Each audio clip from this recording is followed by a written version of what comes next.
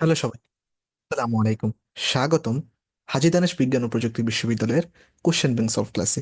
এই ভিডিওতে আমরা এইচএসটিইউতে 19-20 শিক্ষাবর্ষে আসা প্রশ্নসমূহ সমাধান করব এবং ব্যাখ্যা সহকারে সমাধান করার ট্রাই করব। কেননা যে কোনো বিশ্ববিদ্যালয়ে এক্সাম দেওয়ার আগে আমাদের কোশ্চেন ব্যাংক সলভ করা অত্যন্ত গুরুত্বপূর্ণ, অ্যান্ড তারই ধারাবাহিকতায় আজকে আমরা এইচএসটিইউতে কোশ্চেন ব্যাংকগুলো সলভ করব। ওকে, তাহলে কথা না বাড়িয়ে শুরু করা যাক।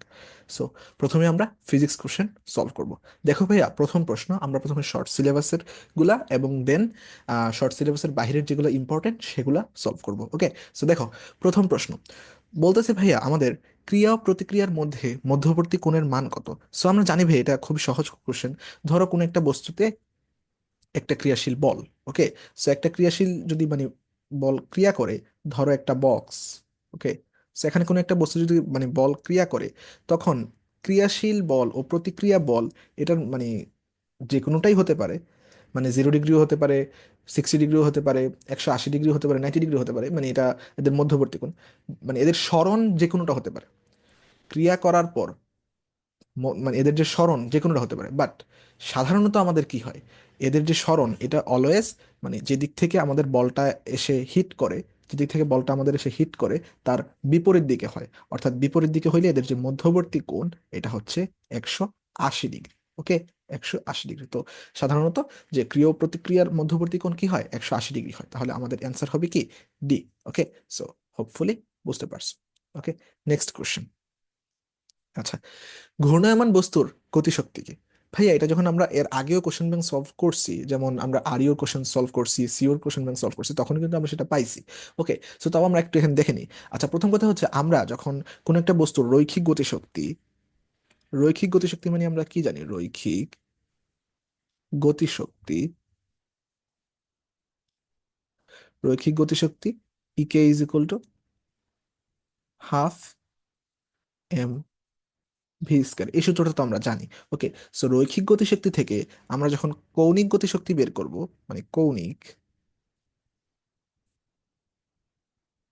কৌণিক গতিশক্তি যখন আমরা বের করব, তখন যে আমরা কাইনেটিক এনার্জি বা ইকে এর মান যে আমরা বের করব, তখন কি হয়, আমাদের হাফ তো হাফ থাকে, বাট আমরা জানি যে কৌণিকে এম এর পরিবর্তে আমরা ইউজ করি আই, এবং ভি এর পরিবর্তে আমরা ইউজ করি কি, যেহেতু ভি, তাহলে বেগ, এটার ক্ষেত্রে আমরা কৌণিক বেগ ওমেগা ইউজ করি, এখানে স্কয়ার আছে। তাহলে আমরা কি বললাম, আমরা সাধারণত জানি কি রৈখিক গতিশক্তি কি হবে, হাফ এম ভি স্কয়ার। আর কৌণিক গতিশক্তি তাহলে কি হবে, যে আমরা হাফ তো রাখবই, সাথে এম এর বদলে আমরা বসাবো জড়তার ভ্রামক, এবং ভি এর বদলে বসাবো আমরা কৌণিক বেগ। ওকে, সো তাহলে অ্যান্সার এখানে কি হবে, A number. Okay, half I omega square. Okay, so hopefully বুঝতে পারছো। নেক্সট। আচ্ছা, এখানে বলতেছে ভাই দেখো, একটি তামার তারের 2 মিটার ও একটি তামার তারের দৈর্ঘ্য 2 মিটার ও বেশ 5 মিলিমিটার। যদি তারটির দৈর্ঘ্য দ্বিগুণ ও বেশ অর্ধেক করা হয়, তবে তারটির আপেক্ষিক রোধের কি পরিবর্তন হবে। আচ্ছা, প্রথম কথা হচ্ছে ভাইয়া, আমরা এই যে আপেক্ষিক রোধের একটা সূত্র সবাই জানি কিনা, আপেক্ষিক রোধের সূত্র হচ্ছে রো, সরি, আপেক্ষিক রোধের সূত্র হচ্ছে আর দিয়ে, তাই না, যে R is equal to rho l divided by A. So আপেক্ষিক রোধের ক্ষেত্রে আমরা কি বলি, যে এখানে আমি তোমাদেরকে আগেই বলছিলাম, এখানে কিন্তু আর সমানুপাতিক এল বাই এ লেখা যায়, তাই না। তাহলে এইটা সমানুপাতিক আমরা লিখতে পারি। আমরা বলছিলাম যে যেগুলা পরিবর্তিত হবে এবং যেগুলা পরিবর্তন হবে সেগুলো শুধু আমরা কাউন্টে নিব, তাই না। সো এখানে দেখো, দৈর্ঘ্য কি হয়ে গেছে, দ্বিগুণ হয়ে গেছে, তাহলে দৈর্ঘ্যের জায়গায় 2 বসাবো, এবং বেশ অর্ধেক হয়ে গেছে, তাহলে এখানে যেহেতু পাই আর স্কোয়ার, সো তার ব্যাসার্ধ, আর ব্যাসার্ধ আর বেশ সমহারে পরিবর্তিত হয়, তাহলে এ এর মান হবে কি, অর্ধেক হয়ে যাবে, তার অর্থাৎ ব্যাসার্ধ কি হয়ে যাবে, অর্ধেক হয়ে যাবে, এবং সাথে স্কোয়ার থাকবে, কারণ পাই আর স্কোয়ার, ব্যাসার্ধের উপর স্কোয়ার আছে। ওকে, সো এটা থেকে আমরা কি লিখতে পারি, যে উপরে তো 2 ঠিক থাকলো, নিচে কি থাকবে 1/4। এখন এই 1/4 যদি উপরে চলে, 4 যদি উপরে চলে যাবে, ইয়ার কারণে ভাগ হওয়ার কারণে, তাহলে 2 × 1/4। ওকে, তাহলে উপরে 8, নিচে 1। অর্থাৎ এখান থেকে কি বুঝলাম, যে আমাদের যে রোধের মান, আমাদের যে আর এর মান, এটা কত হয়ে যাচ্ছে, এটা এটা হয়ে যাচ্ছে আর সমানুপাতিক 8। অর্থাৎ আমাদের আর এর মান মোটামুটি 8 গুণ হয়ে যাচ্ছে। কিন্তু ভাইয়া দেখো যে এখানে কিন্তু আমাদের যে অপশনগুলো আছে, অপশনে কোথাও 8 গুণ নাই। ইয়ে হয়েছে এখানে দেখো, বলছে এখানে অর্ধেক হবে বলছে, তারপর মানে প্রথমে বলছে কি অর্ধ অর্ধেক হবে, ওয়েট কোন একটা আসতেছে না, যাই হোক, এখানে বলছে অর্ধেক হবে, তারপর বলছে আপেক্ষিক রোধ দ্বিগুণ হবে, তারপর আপেক্ষিক রোধ একই থাকবে, তারপর 4 গুণ হবে। কোনোটাতে 8 গুণ নাই, তার মানে এই ইয়াটা সম্ভবত এটা ব্ল্যাঙ্ক। ওকে, এটা সঠিক অ্যান্সার নাই। ওকে, এখানে ব্ল্যাঙ্ক হবে। ওকে, এটা সঠিক উত্তর হবে 8 গুণ। দৈর্ঘ্য যদি আমরা দ্বিগুণ করি, ব্যাস যদি অর্ধেক করি, অর্থাৎ ব্যাসার্ধ অর্ধেক অর্ধেক করি, তাহলে আমাদের যে আপেক্ষিক রোধের পরিবর্তন, মানে পরিবর্তন বললে অনেক সময় তো আমরা বিয়োগ করি এক থেকে, সেখানে তো বিয়োগ করার সেভেনও কোনো অ্যান্সার নাই। সো যাই হোক, এখানে ব্ল্যাঙ্ক, এটা এখানে সঠিক উত্তর নাই। ওকে, সো নেক্সট।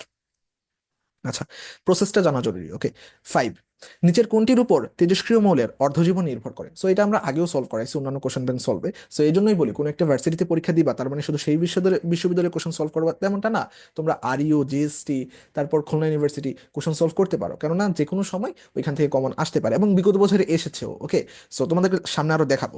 ওকে, এখানে বলছে কি নিচের কোনটির উপর তেজস্ক্রিয় মৌলের অর্ধজীবন কি করে, নির্ভর করে? সো আমরা জানি যে তেজস্ক্রিয় মৌলের যে অর্ধজীবন, এটা তাপমাত্রা, চাপ, এরপর মৌলের পরিমাণ, মানে কি পরিমাণ মৌল আছে তার উপর নির্ভর করে না। অর্থাৎ টি হাফ অলওয়েজ নির্ভর করে আমরা কি মৌল দিচ্ছি, এটা আমরা কোন তেজস্ক্রিয় মৌল দিচ্ছি, এটাকে আমরা ইউরেনিয়াম দিচ্ছি, এটাকে আমরা রেডিয়াম দিচ্ছি, নাকি থোরিয়াম দিচ্ছি, আমরা কোন তেজস্ক্রিয় মৌল দিচ্ছি তার উপর অর্ধজীবনটা নির্ভর করে। কারণ অর্ধজীবন বলতে আমরা বুঝি যে ধরো কোনো একটা মৌলের 1000টা পরমাণু আছে, সো তার পরবর্তীতে কয়টা পরমাণু হবে, 500, অ্যান্ড তারপর হয়ে যাবে কত, তার অর্ধেক, মানে 250। সো এভাবে কমতে থাকবে অর্ধজীবন সময়কাল পার হলে, এভাবে প্রত্যেক অর্ধজীবন সময়কালে মানে কমতে থাকবে। সো এখানে মৌল কি পরিমাণ আছে, পরিমাণটা কখনোই কিনা মানে ফ্যাক্ট না। ওকে, যে পরিমাণই থাকুক অর্ধজীবন পার হওয়ার পর তার অর্ধেক হয়ে যাবে। ওকে, সো হোপফুলি বুঝতে পারছো। সো এখানে মৌলের প্রকৃতির উপর নির্ভর করে। ওকে, সো নেক্সট, 6 নম্বর। একটি নিয়ন টিউবে উচ্চ বিভব দেওয়া হলে বাতিটির ভিতরে বিদ্যুৎ প্রবাহিত হয়। টিউবের ক্যাথোডের দিকে কোন কণা প্রবাহিত হয়? আচ্ছা, সো প্রথম কণা হচ্ছে ভাইয়া, যখন আমরা একটা বাল্ব বা ধরো একটা, কিরকম হয় bulb, okay, so what ever, হইলো না তো বাল্ব, ধরো মানে একটা বাল্ব কি হয়, বিদ্যুৎ শক্তি হয়, ধরো একটা bulb,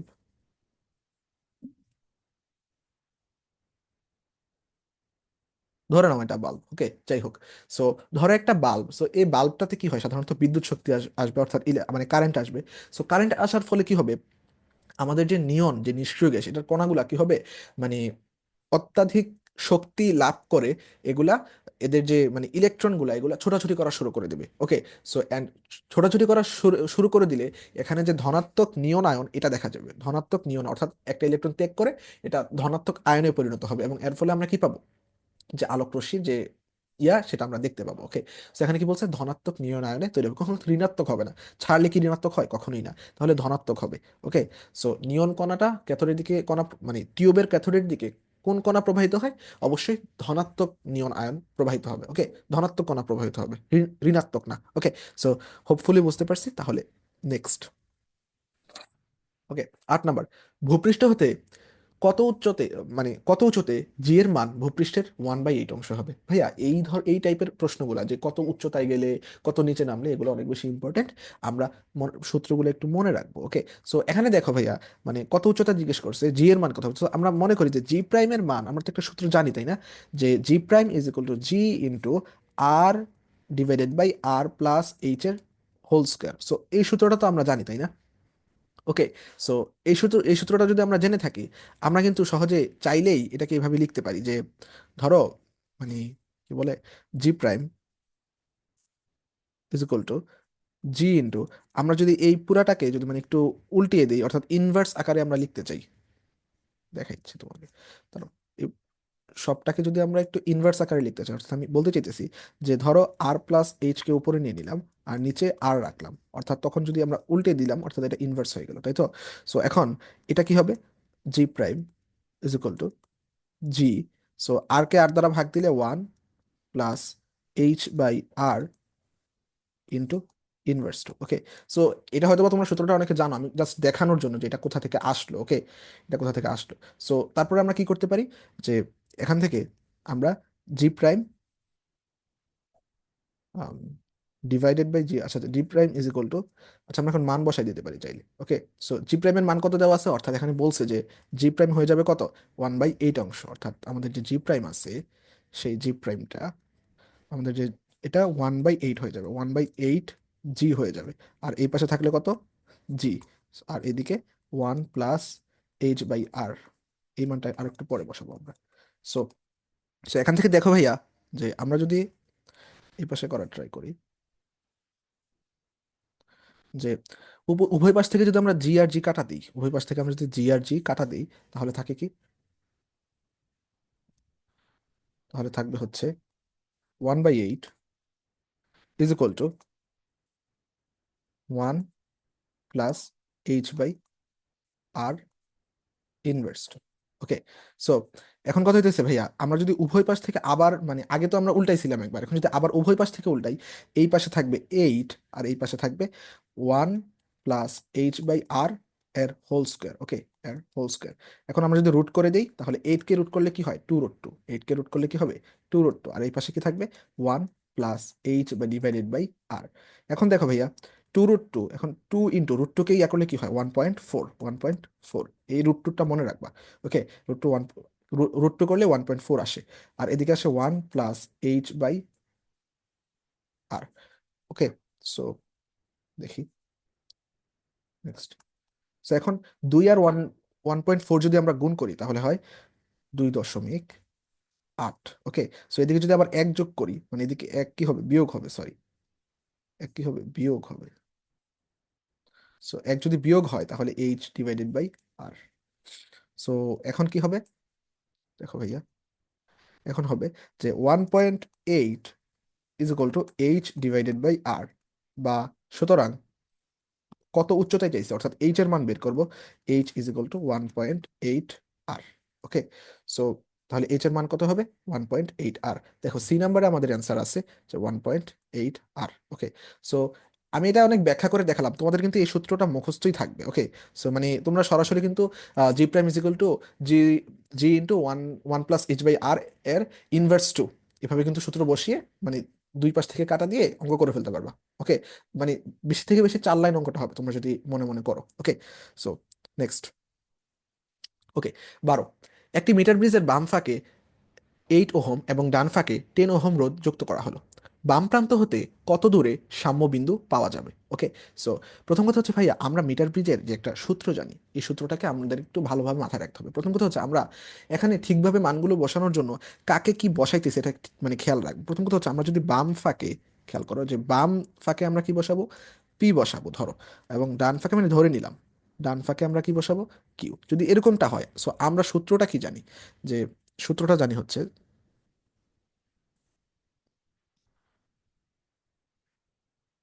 P/Q, P/Q is equal two L/100 মাইনাসের এল। ওকে, সো এখন আমরা কথা মতো বসাবো, মানে কিরকম, যে বাম ফাঁকে, বাম মানে পি বুঝাইছে, তো পি আছে কত, মানে এটা আছে 8 ওহম। ওকে, এটা আছে কত, 8 ওহম, এবং কিউ আছে কত, 10 ওহম, 10 ওহম। ওকে, সো আর এই পাশে কত, L/100 এল। সো আমাদের প্রশ্ন দেখো জানতে চাইছে যে বাম প্রান্ত হতে, অর্থাৎ বাম প্রান্তের জন্য আমরা যেহেতু 8 বসাইছি, তাহলে এই যে ছোট হাতের এল, এটা কিন্তু বাম প্রান্তই মানে নির্দেশ করে, ছোট হাতের এল বাম প্রান্তই নির্দেশ করে। এখন যদি বাকিটা করি আমি, ওকে, যদি আমরা কোনাকুনি গুণ করি, তাহলে দেখো ভাইয়া, এদিকে থাকে 10 এল, এদিকে থাকে 800,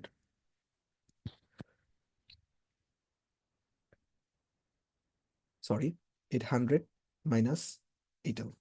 ওকে, ইজ ইকুয়াল টু, যদি আমরা এক পাশে করি, তাহলে হবে 18 এল ইজ ইকুয়াল টু 800।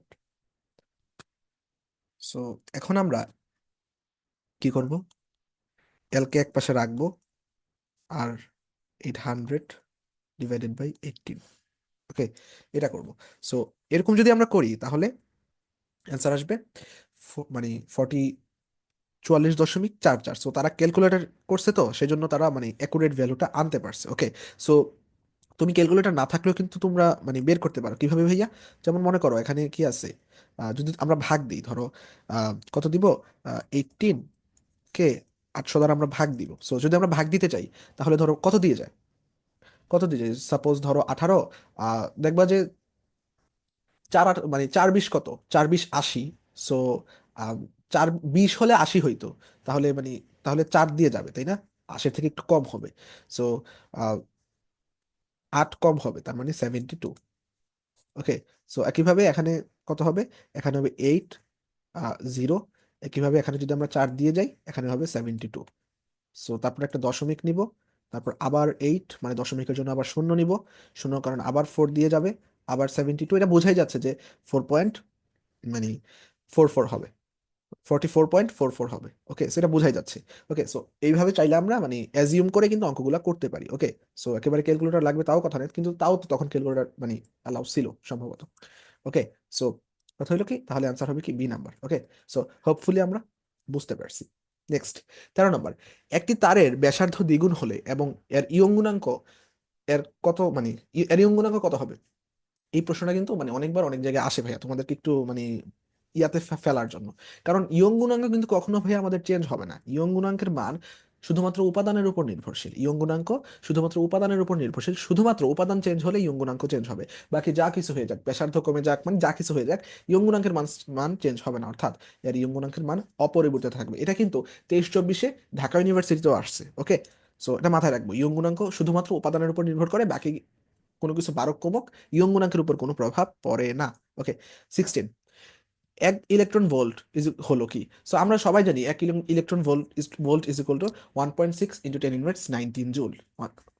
1.6 × 10⁻19 জুল। কিন্তু এখানে অঙ্ক ম্যাথ করা আছে, সো আমাদের দরকার নাই, তো আমরা তো জানি। কিন্তু তাও এখানে তোমরা সূত্রটা একটু দেখে রাখতে পারো, যে ভি ইজ ইকুয়াল টু ডাব্লিউ/কিউ, যে সূত্রটা আছে এটা একটু তোমরা দেখে রাখতে পারো, এবং ডাব্লিউ ইজ ইকুয়াল টু এখান থেকে আমরা ভি কিউ পাই। সূত্রগুলো কিন্তু মাঝে মাঝে কাজে লাগে। ওকে, সো আমরা সবাই জানি কিন্তু 1 electron volt is equal to 1.6 × 10⁻19 joule. Okay, তাহলে নেক্সট। ওকে, 18 নম্বর দেখো ভাইয়া, একটি কণা 2 মিটার, একটি কণা 2 মিটার ব্যাসার্ধের বৃত্তাকার পথে প্রতি মিনিটে 100 বার ঘুরে, এর রৈখিক বেগ কত? ওকে, সো এখানে রৈখিক বেগ চাইছে। সো রৈখিক বেগের সূত্র কি জানি ভাইয়া? রৈখিক বেগের সূত্র হচ্ছে V is equal to R omega. So V is equal to R omega হলে এখন আমরা মান বসাবো। সো এখানে রৈখিক বেগ চাইছে, আর এর মান দেওয়া আছে দেখো ভাইয়া, ব্যাসার্ধতে দেওয়া আছে 2 মিটার। ওকে, এবং যে পাই মানে ওমেগার মান দেওয়া নাই। So omega is equal two কি জানি আমরা, পাই 2 পাই মানে মানে 2 পাই এন ডিভাইডেড বাই কত, টি। সো এখানে যদি আমরা লিখি, উপর হবে কত 4, পাই এর মান কত 3.1416 ইন্টু এন, কতবার ঘুরে, একবার ঘুরে প্রতি মিনিটে, সরি 100 বার ঘুরে, 100 বার ঘুরে এবং প্রতি মিনিটে বলছে, তাহলে এখানে কত হবে 60 সেকেন্ড। ওকে, যদি 60 সেকেন্ড হয়, এখানে দেখো ক্যালকুলেশনটা একটু হার্ড, এখানে অ্যান্সার হবে কত, 1256.8 মিটার। ওকে, সো এখানে তোমরা এটা, তখন তো ক্যালকুলেটর ছিল এই জন্য দেওয়া আছে, এখানে পার মিনিটে হিসাব করছে, অর্থাৎ প্রতি মিনিটে যে 100 বার ঘুরে, এই জন্য আমরা যে এখানে নিচে 60 লিখছি, এই 60টা হবে না, তাহলে কিন্তু আমাদের ক্যালকুলেশনটা আরো অনেক বেশি সহজ হয়ে গেল। সো এবার কিন্তু আমরা হাতেই করতে পারবো। ওকে, সো কিভাবে করতে পারি, আমরা 3 4 কত 12, সো 12 হবে, মানে 12-র পাশাপাশি কিছু হবে। ওকে, 12 পয়েন্ট ইন্টু কি 100। ওকে, সো তার মানে 12-র এখানে কয় ঘর আছে দেখো, 1416, তার মানে এখানে 4 ঘর থাকবে, মানে 1 ঘর, 2 ঘর, 3 ঘর, 4 ঘর থাকবে। অর্থাৎ আমাদের যে 100, এটার জন্য আমাদের যে দশমিকটা এখানে হওয়ার কথা, দশমিকটা এখানে হওয়ার কথা না, কারণ 3 এর পর দশমিক আছে। ওকে, সো তাহলে তো দশমিকটা এখানে হওয়ার কথা। সো এই দশমিকটা আরো কি হবে, আরো 2 ঘর চলে যাবে, মানে আরো 2 ঘর পরে যাবে, অর্থাৎ আমাদের অবশ্যই 12-র পরে 2টা ঘর থাকবে, তারপরে দশমিক হবে, দেন বাকি সংখ্যা হবে। ওকে, সো মানে বুঝতে পারলাম যে 100-র জন্য আমি কি বলতেছি, যে 100-র জন্য আমাদের কিন্তু যে দশমিকটা এখানে থাকার কথা, এখান থেকে এখানে চলে আসছে, কারণ 2 ঘর, 2টা শূন্যের কারণে 2টা শূন্য চলে, আর 12-র পর তাহলে মোট মানে 4টা সংখ্যা দশমিকের আগে থাকবে। সো এখানে দেখো 4টা সংখ্যা দশমিকের আগে কোথায় আছে, সো 4টা সংখ্যা আছে এই যে বি নাম্বারে, দেখো 4টা সংখ্যা দশমিকের আগে আছে। ওকে, সো 12 56। ওকে, সো এভাবে কিন্তু মানে ইয়া করে যে অনেক সময় তো দশমিকটা পেছ লেগে যায় আমাদের, মানে একটা দশমিক আগে পড়া হওয়ার জন্য কিন্তু একটা এমসিকিউ চলে যায়। সো এই জন্য তোমরা মানে এভাবে একটু চিন্তা করে অ্যান্সার গুলা দাগাতে পারো। ওকে, সো অ্যান্সার হবে বি। ওকে, সো হোপফুলি বুঝতে পারছো। নেক্সট, আচ্ছা, 23 নাম্বার। একটি ফাঁপা গোলককে 2 ভোল্ট বিভবে উন্নীত করা হলো, 6.67 ইন্টু 10⁻11 কুলম চার্জ দিয়ে গোলাকার ব্যাসার্ধ, মানে গোলাকার ব্যাসার্ধ কত। ওকে, সো প্রথম কথা, যেখানে যেহেতু বিভব দেওয়া আছে আমরা অবশ্যই বিভবের সূত্র ইউজ করব। সো বিভবের সূত্রের ক্ষেত্রে আমরা কি জানি, যে V is equal to 1/4 pi epsilon naught into Q by R. Okay, so এটা তো আমরা জানি, তাই না? সো এখন কথা হচ্ছে মানে 1/4 পাই এপসাইলন নট, এখানে এটার মান কত জানেন আমরা? 9 × 10, 10⁻৯। ওকে, সো ইন্টু কিউ, এখানে কিউর মান দেওয়া আছে, হ্যাঁ দেওয়া আছে, এখানে কিউর মান দেওয়া আছে 6.67 × 10⁻11 কুলম, এবং আর এর মান দেওয়া আছে, দেখো ভাইয়া, না আর এর মান দেওয়া নাই, আর তো আমরা বের করবো। ওকে, সো আর ভি এর মান দেওয়া আছে, ভি কত দেওয়া আছে? 2 ভোল্ট। ওকে, সো বা আরটাকে যদি আমরা এই পাশে নিয়ে আসি, তাহলে ইজ ইকুয়াল টু দুইটাকে ওই পাশে নিয়ে গেলে আমরা এখানে পাচ্ছি কত, যদি আবার লিখি 9 × 10⁻৯ ইন্টু 2/6.67 × 10⁻11। সো এটাও আমি বলবো যে ক্যালকুলেটর করলে অনেক বেশি ইজি হবে। ওকে, সো তাও যদি আমরা একটু করার ট্রাই করি, দেখো যে 2, আহ, এখানে যদি 3 দিয়ে কাটি, ধরো 3 মানে 0.3 বা এই টাইপের 3 টু এই টাইপের কিছু একটা হইলো। ওকে, সো এখন এটা যদি 9-এর সাথে গুণ দিই, 9-এর সাথে গুণ দিই হয় কত, 3 9 27। ওকে, 27-এর আশেপাশে এবং তারপর কিছু একটা থাকবে। ওকে, সো এই টাইপের কিছু, তো মানে অ্যান্সার হবে কি 27-এর আশেপাশে নিশ্চয়ই। সো 27-এর আশেপাশেই একটাই ইয়ে আছে, সেটা হচ্ছে কত, 30, মানে 30 সেন্টিমিটার। সো এইভাবে কিন্তু আমরা দাগাইতে পারি। ওকে, সো পরীক্ষা একটু দূরে দূরে ইয়াই দিবে। ওকে, সো এখানে সেন্টিমিটার কেন, এটা যদি তোমাদেরকে একটু বোঝানো ট্রাই করি, সো এখানে কিন্তু 10⁻² আছে। ওকে, 10⁻²। ওকে, মানে গোলকের ব্যাসার্ধ। ওকে, আমি কি, সো কোনো কারণে হয়তো এখানে 10⁻² আছে, আচ্ছা, যাই হোক। সো দরকার নেই, বাট সেন্টিমিটার সবগুলাই সেন্টিমিটারে আছে, এখানে সেন্টিমিটারের ঝামেলা নেই। অ্যান্সার হবে 7, মানে 30-এর কাছাকাছি বা 27, বা মানে 27-এর কাছাকাছি, অর্থাৎ 30, এভাবে আমরা অ্যান্সার করতে পারি। ওকে, সো এখানে মানে তাহলে অ্যান্সার নিচে কত হবে, 30 centimetre. Okay, 30 centimetre. Okay, so next.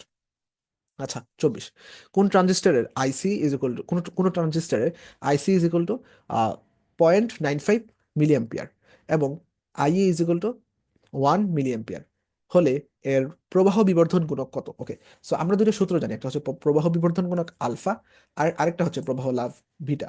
So পরীক্ষায় আমাদের এই দুইটা ইয়া দিয়ে বেশি ম্যাথ আসে। ওকে, সো আমাদের এই দুইটা সূত্রকে একটু মনে রাখতে হবে always. Okay, so alpha is equal to, আমরা মনে রাখবো যে অলওয়েজ এই সূত্রগুলোতে উপরে আইসি হবে, অলওয়েজ এই সূত্রগুলোতে উপরে কি হবে, আইসি হবে। এখন যখন আলফা, তখন আমরা নিচে বসাবো আই, এবং যখন বিটা, তখন আমরা নিচে বসাবো আইবি। ওকে, সো এইভাবে আমরা মনে রাখতে পারি চাইলে। ওকে, তো এখন আমরা যেটা অঙ্কটা দিছি সেটা আমরা করব। ওকে, বলতেছে যে প্রবাহ বিবর্ধন গুণক আলফা কি। ওকে, সো কথা হইতেছে ভাইয়া, so alpha is equal to আমরা বসাইছি আইসি ডিভাইডেড বাই আই। এখানে আইসির মান কত দেওয়া আছে, 0.95 মিলি অ্যাম্পিয়ার। মিলি অ্যাম্পিয়ার যেহেতু দুইটাই আছে, লেখার দরকার নেই। তারপর আই ইজ ইকুয়াল টু কত দেওয়া আছে, 1। ওকে, সো এটা যদি করি আমরা 0.95ই পাবো। ওকে, সো বুঝাই যাইতেছে, তাহলে অ্যান্সার হবে কি, অ্যান্সার হবে সি। ওকে, 0.95 মিলি অ্যাম্পিয়ার। সো হোপফুলি বুঝতে পারছো। নেক্সট। আচ্ছা, এটা একটু শর্ট সিলেবাসের বাহির থেকে বাট ইম্পর্টেন্ট মনে হচ্ছে, তাই একটু আমি নিয়ে আসছি। ওকে, বলতেছে যে 22 নম্বর, একজন ক্রিকেটার একটি বলকে সর্বোচ্চ 10 মিটার আনুভূমিক দূরত্বে ছুড়তে পারে। একই বলকে ওই বেগে মানে একই বেগে ক্রিকেটার মাটি থেকে কত উপরের দিকে সর্বোচ্চ কত উচ্চতায় ছুটতে পারবে, অর্থাৎ মানে সে আনুভূমিকভাবে 100 মিটার ছুটতে পারে, উপরের দিকে সে কতটুকু ছুটতে পারে। সো আমরা কিন্তু সূত্র জানি যে সর্বোচ্চ উচ্চতার সূত্র কি হয়, মানে ছুটতে পারা। প্রথম কথা হচ্ছে আমরা জানি যে আনুভূমিক ইয়াতে এখানে দেওয়া আছে, দেখো H is equal to v² by g। Okay, so সেখান থেকে আমরা v² মান ইয়া করছি, তারপর আর M is equal to into G. Okay, so আমরা জানি আর এম এর মান কত দেওয়া আছে, 100 মিটার। তারপর এখানে v² মান আমরা বের করব, যদি আর এম যদি 100 মিটার হয়, এবং জি, জি এর মান বসাই নাই আমরা এখানে, এখানে হবে কত, 100 জি। এখন এই যে এখানে v² পেলাম, এখানে যে v² পেলাম, এই v²কে আমরা h is equal two v²/2g এই সূত্রে বসাবো। সো এই সূত্রে বসাইলে v² এর মান কত, 100 জি। আর 2g, মানে 2g রাখলাম, কারণ উপরে জি আর জি কি যায়, কাটা যায়। সো 100কে 2 দ্বারা ভাগ দিলে 50 মিটার। ওকে, সো এটা শর্ট সিলেবাসের বাইরে খুব একটা ইম্পর্টেন্ট না। ওকে, সো এগ্রিতে মাঝে মাঝে শর্ট সিলেবাসের বাইরে থেকে দেয়, বাট এটাতে দিবে কিনা I am not sure, but একটু দেখাই দিলাম আর কি। ওকে, মানে বেশি কঠিন লাগলে নাও দেখতে পারো। ওকে, নেক্সট।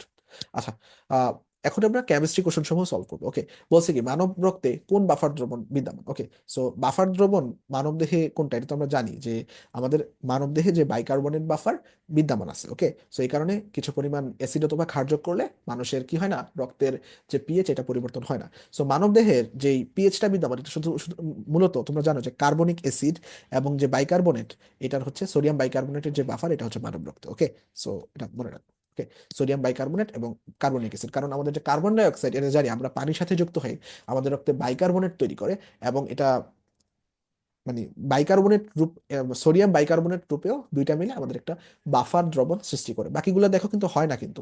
এখানে দেখো তোমরা CH3 ডাবল মানে জৈব অ্যাসিড এবং তার লবণ, এটা মানে এটা রক্তের মধ্যে কোনো কিছু না। তারপর অ্যামোনিয়াম হাইড্রোক্সাইড, অ্যামোনিয়াম ক্লোরাইড, এটাও না।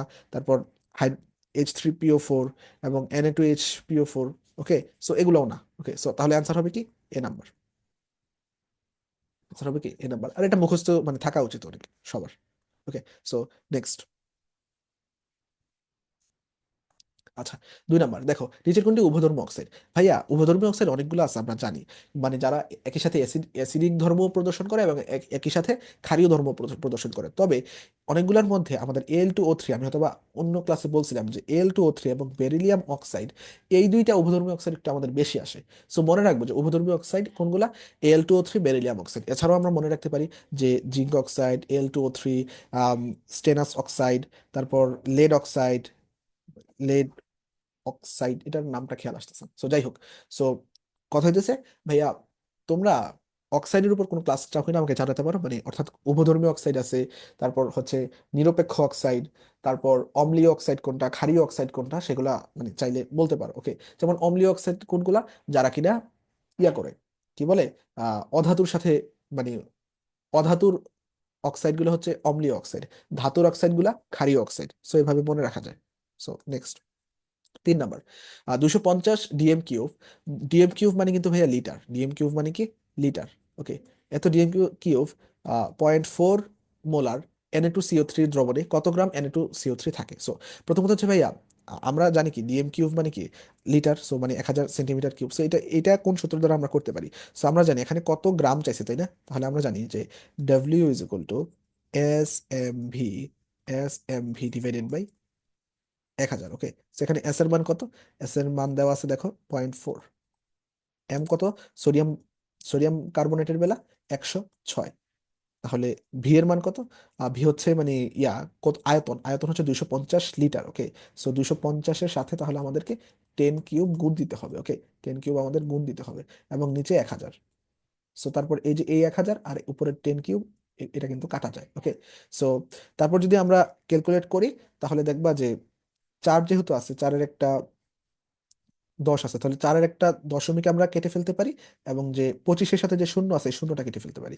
তাহলে 106কে আমরা 25 দিয়ে গুণ দিতে পারি। তো 106কে 106 না ধরে 100 ধরি, তো 100কে 25 দ্বারা গুণ দিলে কত হবে আমাদের, যে 100কে 6 দ্বারা, 100কে মানে 25 দ্বারা গুণ দিলে কত হবে আমাদের, আমাদের হবে 2500। ওকে, 2500, তো সাথে সাথে কত 4, আর 4 25-এ কত 100। সো এখানে প্রায় 10,000 প্লাস হয়। ওকে, সো 10,000 প্লাস কিছু একটা হবে, বাট ইয়াতে দেখো 10,000 প্লাস কিছু নাই, 10 দিয়ে একটা আছে, বাট 10,000 প্লাস কিছু নেই। সো এখানে মূলত যে এখানে দেখো, যে যদি এখানে আমরা লিটার না দিয়ে যদি আমরা সেন্টিমিটার কিউব দিতাম, লিটার না দিয়ে মানে মানে আয়তনটা যদি লিটার না দিয়ে আমরা যদি সেন্টিমিটার কিউবে আমরা বসাইতাম, তাহলে অ্যান্সার হতো কি বি। ওকে, সো এখানে সম্ভবত কোনো একটা মিস্টেক আছে। ওকে, সো তোমাদের উচিত প্রসেসটা জেনে রাখা, প্রশ্নে কি আসে সেটা সেটা ফ্যাক্ট না, তোমাদের উচিত প্রসেসটা জেনে রাখা, এই জন্য আমার দেখানো আর কি। ওকে, সো হোপফুলি কিভাবে হয়েছে তোমরা বুঝতে পারছো। নেক্সট, আচ্ছা, 4 নাম্বার, এক নিচের কোনটি জারক পদার্থ নয়। ওকে, সো প্রথমত হচ্ছে ভাইয়া, আম, এই যে MnO2 এটা হচ্ছে বিজারক, তারপর I2 এটাও বিজারক, মানে আর হাইড্রোজেন পারক্সাইড তো হচ্ছে উভধর্মী। ওকে, মানে জারক বিজারক দুইটাই। সো কথা হইতেছে যে আমাদের যে কার্বন মনোক্সাইড এটা কোনো ধরনের জারক পদার্থ নয়। কেন নয়, কারণ এই যে জারক, জারক মানে কি, যে যে কি করবে, জারক মানে যে গ্রহণ করে, তাই না? জারক মানে কি, যে গ্রহণ করে। এখন এই যে কার্বন ডাই অক্সাইড, এটার যোজনী কত, এটার এটার যোজনী কত, এটার যোজনী হচ্ছে আচ্ছা আমি এভাবে না বুঝি, আগে MnO2টা বুঝাই। ওকে, সো এটাতে এটার যোজনী হচ্ছে -4। ওকে, সো এখানে কত, -4। এখানে এটা তাহলে যোজনের কথা হবে +4।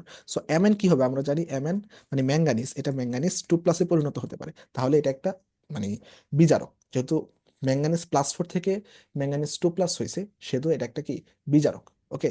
সো তার মানে কি সে ইলেকট্রন গ্রহণ করতে পারে, সে ইলেকট্রন গ্রহণ করতে পারে, কিন্তু এই যে কার্বন মনোক্সাইড, সে কিন্তু ইলেকট্রন গ্রহণ করে না। সো এটা বললে ভুল হবে, কার্বন মনোক্সাইডও মাঝে মাঝে ইলেকট্রন গ্রহণ করে। ওকে। সেটাকে উভধর্মী বলা যায়। বাট আমাদের বইতে ইয়া অনুযায়ী আমাদের কার্বন মনোক্সাইডকে কিন্তু ইয়া অ্যান্সার দিছে, বাট কার্বন মনোক্সাইড যে অনেস্টলি এটা ব্যাপারটা এরকম না। ওকে। সো তো কথা হইলো, তোমরা মনে রাখবা যে জারক পদার্থ কোনটা, কার্বন মনোক্সাইড। ওকে, বাকিগুলা বিজারক। ওকে। কার্বন মনোক্সাইডও হতে পারে, কিন্তু আমাদের বইতে দিছে যে কার্বন মনোক্সাইড কি মানে যে জারক পদার্থ না, এটা একটা কি বিজারক। ওকে। সো নেক্সট 6 নাম্বার, ট্রাইকার্বক্সিলিক অ্যাসিডের উদাহরণ কোনটি? ওকে। সো ট্রাইকার্বক্সিলিক অ্যাসিড, এটাকে আমরা ইয়াতে কি পড়ছিলাম বায়োলজিতে, মানে টিসিএ চক্র একটা আছে না? সো ওইখানে কি হয়েছে যে ক্রেবস চক্র বা টিসিএ চক্র, এখানে যে প্রাথমিক যে উপাদান এটা হচ্ছে সাইট্রিক অ্যাসিড, এভাবে কিন্তু মনে রাখা যায় যে ট্রাইকার্বক্সিলিক অ্যাসিড, যে এটা হচ্ছে সাইট্রিক অ্যাসিড চক্র এটাকে বলা হয়, অর্থাৎ এটার যে ট্রাইকার্বক্সিলিক অ্যাসিডই হচ্ছে কি আমাদের citric acid. Okay. So next. আচ্ছা, 7 নাম্বার, বিশুদ্ধ পানিতে কোন কোন যৌগটি সবচেয়ে বেশি দ্রবণীয়? সো যার সলিউবিলিটি প্রোডাক্ট বেশি হবে, সেই নিশ্চয়ই সবচেয়ে বেশি দ্রবণীয় হবে। তো এখানে দেখো ক্যালসিয়াম ফ্লোরাইড এর ইয়াটা সবচেয়ে বেশি, অর্থাৎ 4। ওকে, বাকিগুলা দেখো মানে একটা এগুলো কিন্তু অনেক কম, এগুলো হচ্ছে 10^18, এগুলা 16, এগুলো তো 10^32। সো সবচেয়ে মানে বেশি কোনটা, এটা হচ্ছে মানে এ নাম্বারটা। ওকে। সো অ্যান্সার হবে কি ক্যালসিয়াম ফ্লোরাইড, অ্যান্সার হবে কি ক্যালসিয়াম ফ্লোরাইড। ওকে। সো হোপফুলি বুঝতে পারছো। নেক্সট। ওয়েট। নেক্সট। ওকে। 8, আইসোটোপবিহীন পরমাণু কোনটি? সো আমরা কিন্তু এটা সিইউ যখন কোশ্চেন ব্যাংক সলভ করছি, এই জন্যই বলি যে একটা ইউনিভার্সিটিতে আসা মানে অনেকগুলো ইউনিভার্সিটি কোশ্চেন ব্যাংক সলভ করা হয়ে যায়। ওকে। সো বলতেছে যে আইসোটোপবিহীন পরমাণু কোনটি, এটা হচ্ছে সোডিয়াম এবং অরাম। মনে রাখবো আমাদের যে সোডিয়াম আছে এবং অরাম আছে, এদের কোনো কি নাই, আইসোটোপ নাই, সোডিয়াম এবং অরামের কোনো আইসোটোপ নাই, তাহলে অ্যান্সার হবে কি বি। নেক্সট। 9 নাম্বার, বলছে আইসোটোপে নিউট্রন সংখ্যা কয়টি? তো এটা সহজ, যে এখানে নিউট্রন সংখ্যা আমরা কিভাবে বের করি, আমরা ভর সংখ্যা এবং যে প্রোটন সংখ্যা, এই দুটাকে আমরা বিয়োগ দিই, এই দুটা বিয়োগ দিলে এখানে 15 থেকে 7 বিয়োগ দিলে হবে 8। ওকে। So next.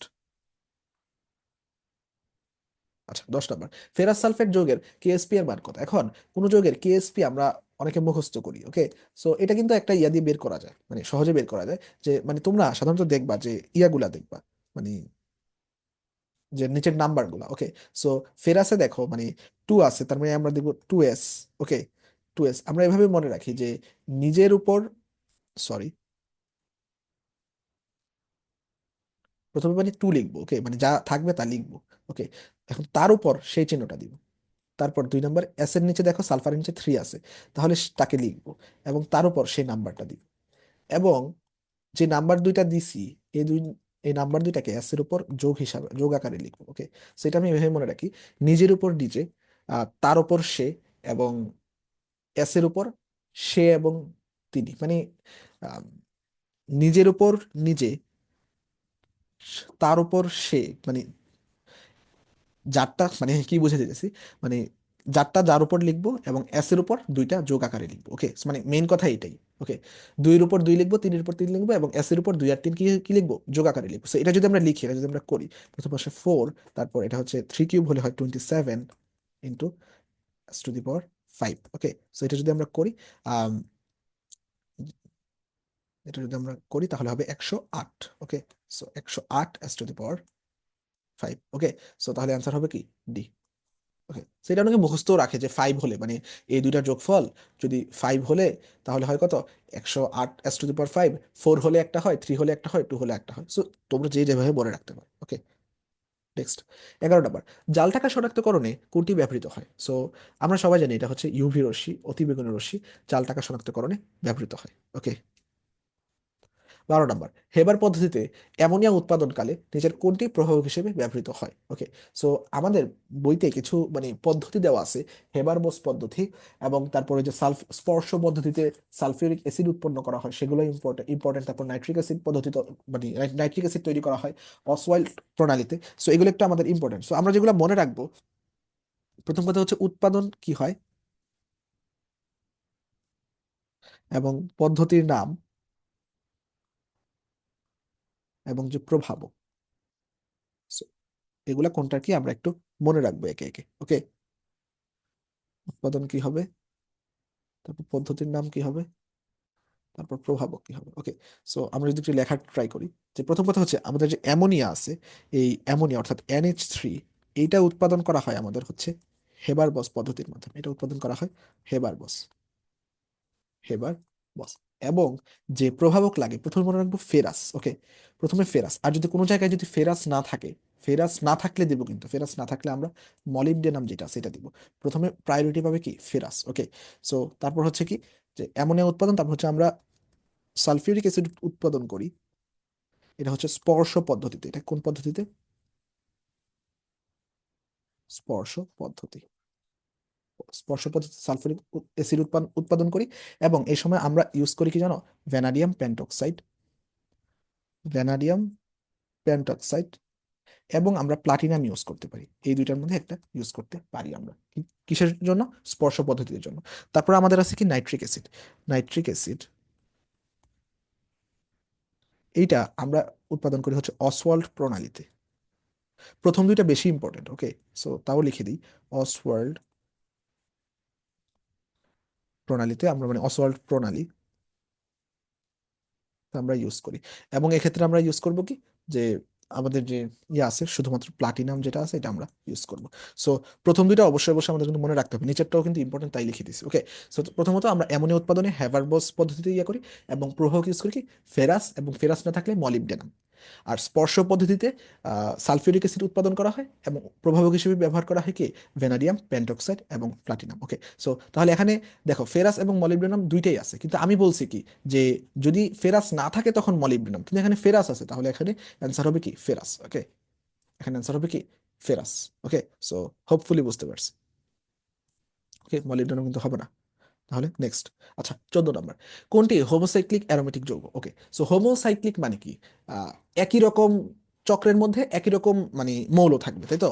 সো মানে অ্যারোমেটিক যে বলয়ের মধ্যে কার্বন আর হাইড্রোজেন বাঁধে, মানে আর অন্য কোনো ইয়া থাকতে পারবে না। ওকে, জিনিসটা তো এরকমই। সো সাইক্লোহেক্সেন, সো সাইক্লোহেক্সেন তো অ্যারোমেটিকই না, এখানে তো আমাদের বলছে অ্যারোমেটিক, তাই না?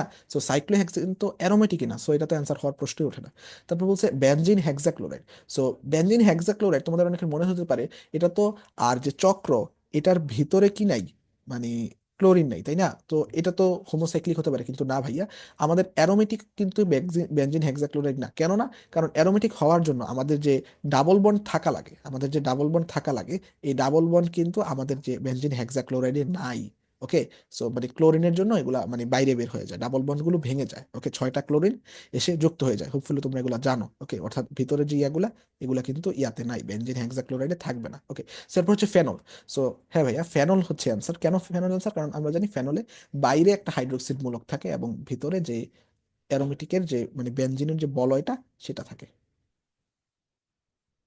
ওকে, সো ফেনল হচ্ছে অ্যান্সার, কারণ ফেনল হচ্ছে ভিতরে কার্বন আর হাইড্রোজেন বাদে অন্য কোনো মূলত কার্বনের চক্র বাদে অন্য কোনো যৌগ নাই, তাই হচ্ছে এটা ফেনল, অর্থাৎ এটা অ্যারোমেটিক এবং হোমোসাইক্লিক।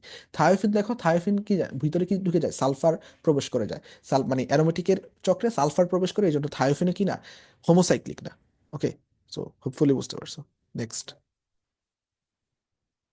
নেক্সট। ওকে, 15 নাম্বার, নিচের কোনটি তাপহারী বিক্রিয়া? ওকে, সো এটা কিন্তু আমাদের মেডিকেল অ্যাডমিশন টেস্ট ম্যাট 24-25-এও এসেছে। ওকে, সো তোমাদের কাজ হবে যে মানে অন্যান্য এমসিকিউ মানে ইয়াগুলো সলভ করা। ওকে, কারণ দেখো এটা কিন্তু মেডিকেলেও আসছে, সো বলা যায় না। সো যাই হোক, আমরা এটা সলভ করি।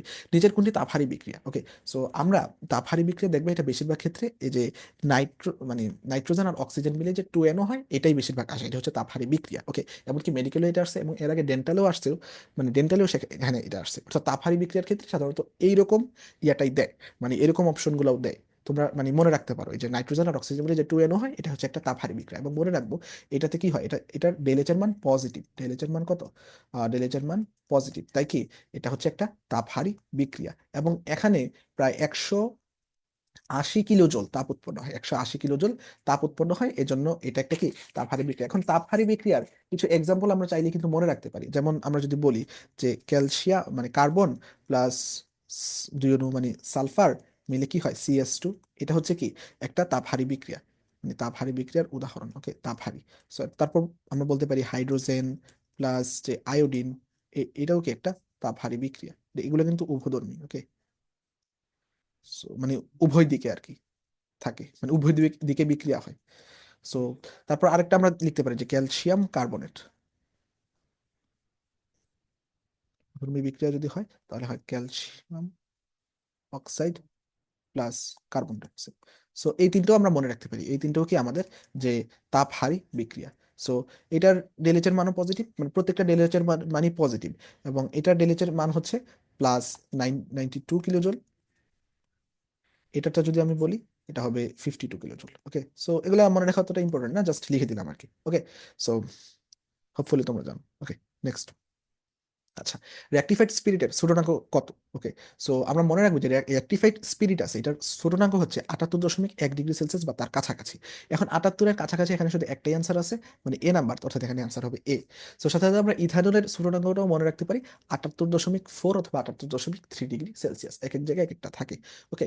সো মনে রাখবো রেক্টিফাইড স্পিরিটের ছোটনাঙ্ক কত, 78.1 ডিগ্রি সেলসিয়াস, আর শুষ্ক ইথানলের ছোটনাঙ্ক 78.3 degree Celsius, okay. So next. আচ্ছা, 18 নাম্বার, 1% সোডিয়াম হাইড্রোক্সাইড দ্রবণের পিএইচ কত? ওকে। সো পিএইচ আমরা সাধারণত বের করার আগে আমরা সাধারণত এখানে এস এর মান বের করবো, ওকে। এখানে যেহেতু পার্সেন্টেজ দেওয়া আছে, এটা আমরা একটা সূত্র জানি যে 10x/m, এই সূত্রটা আমরা জানি, ওকে। সো এখন এখানে 10-এর পাশাপাশি এক্স বসাবো, এক্স কত, 1%, বসানো যে না বসানো একই। আর এম এর মান কত হবে, এম এর মান হবে সোডিয়াম হাইড্রোক্সাইড সেহেতু 40 আণবিক ভর। এটা যদি আমরা করি 1.4, যে কথা 0.25, একই কথা। এখন এটাকে যদি আমরা মানে ইয়াতে এখানে দেখো করা আছে, এখান থেকে আমরা দেখাই যে পিওএইচ যদি আমরা বসাই তাহলে কি হয়, লগ মানে মাইনাস লগ হাইড্রোক্সিল আয়নের ঘনমাত্রা, দেন 0.25, ওকে। সো তারপর এখানে এটা ক্যালকুলেটর করতে হবে, ওকে। সো কারণ মানে আগে তো ক্যালকুলেটর ছিল, ওকে। সো ক্যালকুলেটর ছাড়াও মানে পাশাপাশি একটা মান বের করা যায়, মানে 0.3 ধরে, 0.25 কে 0.3 যদি আমরা ধরি তাহলে আমরা কিন্তু একটা মানে পাশাপাশি একটা মান বের করতে পারি। কারণ লগ 0.3-র মান কত, লগ 0.3-র মান কত, ওকে। এটার মান হচ্ছে 0.5, ওকে, 0.5, ওকে। সো এটা যদি আমরা তাহলে পিএইচ এর মান কত হবে, তাহলে ইয়েতেই করি, তাহলে পিএইচ এর মান কত হবে, 14 থেকে আমরা কি দিব, যেহেতু এখানে আমরা পিওএইচ বের করছি, প্রথমে পিওএইচ বের করছি না, তাহলে 14 থেকে আমরা বিয়োগ দিব কত, 0.5 যদি আমরা বিয়োগ দিই 13.5, বা তার কাছাকাছি, আমরা তো একুরেটটা বের করতে পারি নাই, তাই না, 13.5। সো তার কাছাকাছি হবে অ্যান্সার, ওকে। 13 কিন্তু না, ওকে। সো এইভাবে আমরা বের করতে পারি আর কি, ওকে। সো হোপফুলি বুঝতে পারছো লগের কোনটার মান কোনটা তোমরা মনে রাখতে পারো, এর পাশাপাশি পিএইচ কিভাবে বের করে সেই নিয়মগুলো কিন্তু তোমরা জেনে রাখবা। সো সেরকম ভিডিও চাও কিনা তোমরা জানাতে পারো, ওকে, হোয়াট এভার, তোমরা জেনে নিও। 21 নাম্বার, অ্যারোমেটিক বলয় সক্রিয়কারী মূলক কোনটি? ওকে। সো প্রথম কথা হচ্ছে অ্যারোমেটিক বলয় সক্রিয়কারী কিছু মূলক আছে, এবং অ্যারোমেটিক বলয় নিষ্ক্রিয়কারী কিছু মূলক আছে।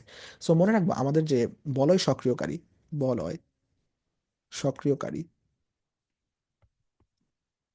কারা, যারা হচ্ছে সিঙ্গেল বন্ড, বলয় সক্রিয়কারী কারা, যারা হচ্ছে সিঙ্গেল বন্ড। এবং বলয় নিষ্ক্রিয়কারী হবে আরেক দল, এটা হচ্ছে নিষ্ক্রিয়কারী, এটা হচ্ছে নিষ্ক্রিয়কারী, ওকে। সো মনে রাখবো যে আমরা যে বলয় সক্রিয়কারী হচ্ছে যাদের সিঙ্গেল বন্ড, যাদের তারা হচ্ছে বলয় সক্রিয়কারী, ওকে। তাহলে সিঙ্গেল বন্ড কারা কারা আছে, যেমন আমরা জানি CH3, এখানে দেখবা প্রত্যেকটা কিন্তু সিঙ্গেল বন্ড, হাইড্রোজেন 3 হাতে 3টা। তারপর যে নাইট্রোজেন যদি আমরা বসাই তাহলে নাইট্রোজেনে কিন্তু 2 হাতে 2টা, ওকে। এটাও কিন্তু সবগুলো সিঙ্গেল বন্ড।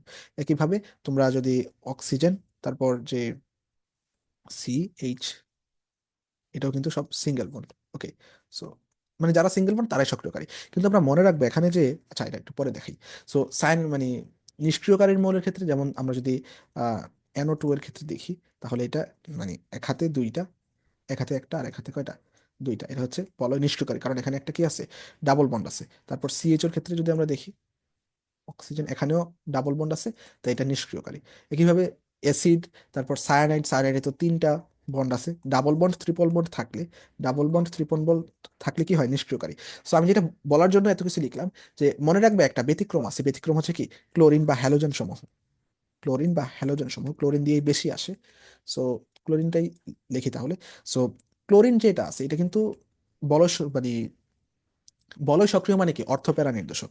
সো ক্লোরিন কিন্তু সিঙ্গেল বন্ড হলেও অর্থপ্যারা নির্দেশক, সে অর্থপ্যারা নির্দেশক, অর্থপ্যারা নির্দেশক, বাট বলয় নিষ্ক্রিয়কারী, বাট বলয় নিষ্ক্রিয়কারী, বাট বলয় নিষ্ক্রিয়কারী।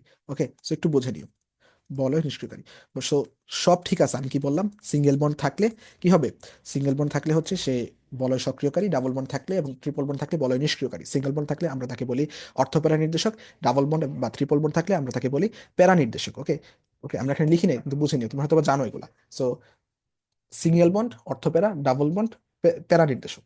ওকে, আর ব্যতিক্রম হচ্ছে কি ক্লোরিন, যা অর্থপ্যারা নির্দেশক কিন্তু এটা বলয় নিষ্ক্রিয়কারী। কি বললাম, ব্যতিক্রম ক্লোরিন, যা অর্থপ্যারা নির্দেশক কিন্তু বলয় নিষ্ক্রিয়কারী। ওকে, সো হোপফুলি বুঝতে পারছো। নেক্সট, নেক্সট 22 নম্বর, নিচের কোনটি আইডোফর্ম বিক্রিয়া দেয় না? সো আইডোফর্ম বিক্রিয়ার জন্য আমি আগের যে কোশ্চেন ব্যাংক সলভ ক্লাসটা আছে সেটাতে আমরা দেখাইছি যেসব কিটোন এবং অ্যালডিহাইডে কি থাকে, CH3CO মূলক থাকে, CH3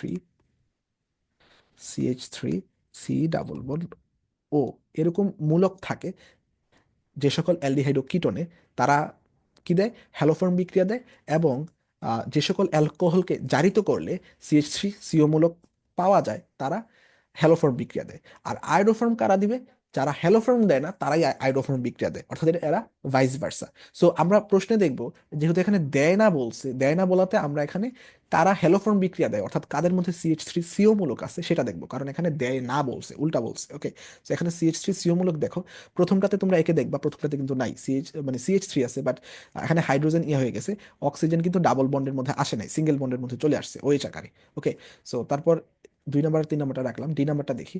D নম্বরেও দেখো যে OH আকারে আছে কিন্তু CH3CO মূলক সরাসরি নাই, তোমরা আঁকলেই বন্ড অ্যাঙ্গেলটা আঁকলেই বুঝতে পারবা। ওকে, সো এখন কথা হইতেছে যে এই দুইটা তোমরা যদি দেখো এখানে CH3CO আছে। ওকে, তারপর এটা হলে এটা অ্যান্সার। কিন্তু C নম্বরে দেখো, C নম্বরেও কিন্তু CH3CO আছে। ওকে, তো C নম্বরে কিরকম, সি ও, সরি, সিও, CH3, এটাও কিন্তু অ্যান্সার হয়, কারণ এটা তো কি আছে আমাদের CH3CO মূলক আছে এবং এটা হ্যালোফর্ম দিবে অর্থাৎ আইডোফর্ম বিক্রিয়া দিবে না, তাহলে কিন্তু আমাদের C নম্বরও অ্যান্সার হয়। সো আমি এখানে কি বোঝাতে চাইতেছি, যে এখানে হয়তো বা অ্যান্সার দুইটাই হবে, বাট কোনো কারণে দুইটা অ্যান্সার এসে গেছে। ওকে, কিন্তু অ্যান্সার তো একটা হওয়ার কথা, তাই না? সো আমরা জাস্ট বেসিকটা বুঝে নিলাম, CH3CO থাকলে হ্যালোফর্ম বিক্রিয়া দিবে, আর না থাকলে আইডোফর্ম বিক্রিয়া দিবে। ওকে, সো হোপফুলি বুঝতে পারছি। নেক্সট, 24 নম্বর, গাড়ির কালো ধোঁয়ায় উপস্থিত বিষাক্ত গ্যাস কি? আমরা সবাই জানি এটা হচ্ছে কার্বন মনোক্সাইড। এটা কি কার্বন মনোক্সাইড। নেক্সট, 25 নম্বর, ড্রাই আইস হলো কি? এটা মনে রাখবা, ড্রাই আইস হলো কঠিন কার্বন ডাইঅক্সাইড। এটা অনেক ফেমাস কোশ্চেন। ওকে, ড্রাই আইস হলো কি? কঠিন কার্বন ডাইঅক্সাইড। এখন আমরা মানে এক্সট্রা সিলেবাসের কিছু দেখার ট্রাই করবো। ওকে, প্রথম কথা হচ্ছে এখানে বলছে সিমেন্টের কোন উপাদান এর দ্রুত জমাট বাঁধার জন্য দায়ী? ওকে, সো আমরা মনে রাখবো আমাদের যেখানে মানে ক্যালসিয়াম অক্সাইড এবং অ্যালুমিনিয়াম, অ্যালুমিনেট এটা আছে, তিন মানে 3 অণু। ওকে, মানে 3 মোল। সো এটা সিমেন্টের জমাট বাঁধতে সহায়তা করে, এটা জাস্ট দেখে রাখতে পারো। তারপর হচ্ছে রান্নার ফ্রাই প্যানের নিচের কুটি দ্বারা কোটিং করা হয়, এটা হচ্ছে টেফলন। এটা হচ্ছে কি টেফলন।